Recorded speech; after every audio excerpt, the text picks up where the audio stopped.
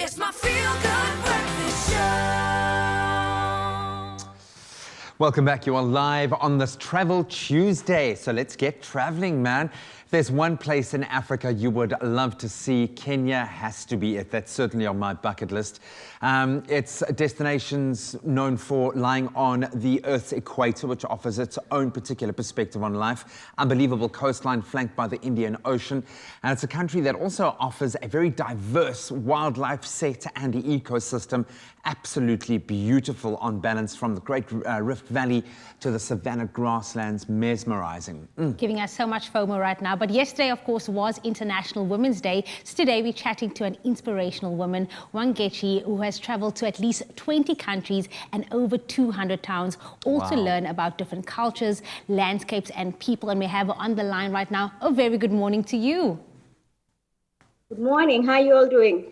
Really, really good, man. We love the fact that we are able to, even if it's just in our imaginations, do a bit of traveling right now, because it's been a tough year in lockdown. And obviously we've done very little traveling, which I'm sure hits a travel writer really, really hard. But I'm going to ask you to take us back a moment. You're obviously really proud of your nation, of Kenya. What was it like growing up in Kenya? And for someone who is so well traveled, how does Kenya differ from other places in Africa? Wow, I think Kenya is the best place to grow up in my view. I think first and foremost, Kenya is more or less a very close-knit country. So growing up myself, I have very close ties with my family, both the nuclear family and the extended family. So you can imagine having support from across both your nuclear family and the extended, whether it's about your studies, whether it's about your goals, whether it's about your career. Everyone is involved in that. And I think that helps hone someone, myself, into who I am today. So I'm grateful for that. Second thing is that Kenya, as you said, is such a diverse country and a vibrant country that has so much to offer. So imagine you're in a country, this is Kenya, where if I really want to go for hiking, for example, we have the second highest mountain in Africa, which is Mount Kenya. So you can go hike that among other mountains and hills. If I want to get a blend of cultural integration and experiences, Kenya has over 44 tribes, which you can get to experience in their natural settings. You know, mini touristic places, it's actually in the natural setting.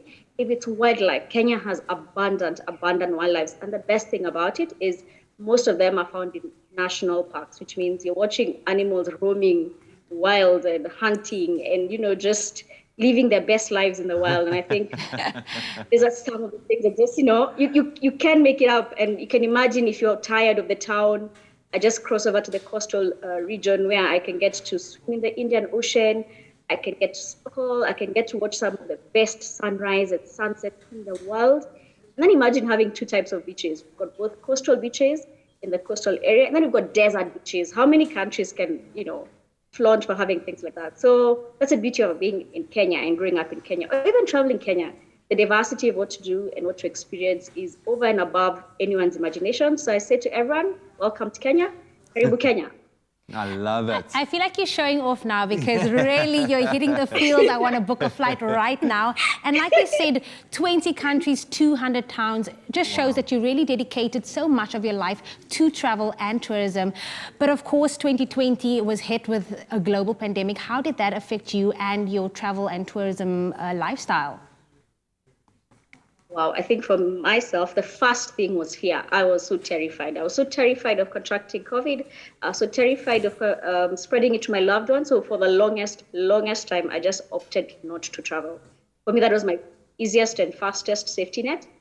However, you know, with time and getting adapted to it and following all the regulations from the government and WHO, we've been able to ease out, and I think things are slowly getting in.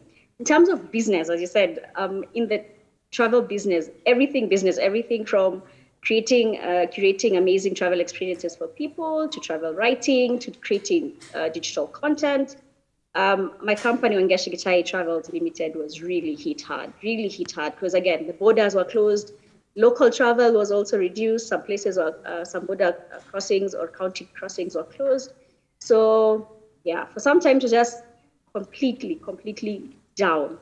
However, funny enough, as they say, you know, every cloud has a silver lining. even with the pandemic and with the regulations, which we're grateful for, because they did help our numbers keep low, they did help our fatalities keep low, and so now we are opening up, and we're slowly opening up, and businesses are coming back to normal or some sort of semblance of normalcy. But the interesting thing is that COVID in its own way pushed people over the edge. Learning that you can be locked in a space, not having an option of walking out of your house or traveling to that place you always said, when I have money, I'll go, has really changed people. People are now saying, I won't travel when I have money, or I'll travel tomorrow. It's like, let me travel now, because I don't know what tomorrow holds. And that for us, especially in the travel business, is quite it's something happy that we're happy to see, because now more people are opting out of their houses and more people are opting to travel, and definitely it's a boost to the business and to the tourism industry as a whole. And we certainly hope that continues. I mean, it's such a similar experience of life here in South Africa as well, because we are also so reliant on our tourism industry and have been hit just as hard. But it becomes such a personal challenge for all of us, and we become so much more proud of our country. And say we were to just hop on a plane right now and come to Kenya, we know that you've got 2 official languages, English and Swahili. So now we step off the plane and we meet a Kenyan person for the first time. Obviously, we want to be able to speak the lingo. Can you teach us a good phrase in Swahili? I don't know how to pick up a man there. Just like how to talking. I think the easiest phrase is always a greeting, say habari. Habari. Habari is just basically saying yes, habari. And so, and you might tell it to someone else, or they might say it to you. And if you're having a good day, you'll say mzuri. Mzuri. Mzuri. Habari. Mzuri. Mzuri. I love that. And then smile. We have contagious smile, so just smile. Habari. That's universal. I think that is the universal language. You've given us a lot to smile about this morning. So good to see that you are feeling positive about where the industry is headed in your country. We hope that you get to travel a lot this year and really savor the gems that you have on your back doorstep in Kenya. But thank you for sharing that love and that pride of your beautiful country with us. We really appreciate it. Please, welcome to Kenya. Karibu Kenya. Karibu Kenya. Our borders are open, so welcome anytime. It would be great to host you guys also. Oh, now that's an invitation. Absolutely love it. I think all of us really do appreciate being able to travel the small things in life so much more now. Maybe you want to add Kenya to your bucket list.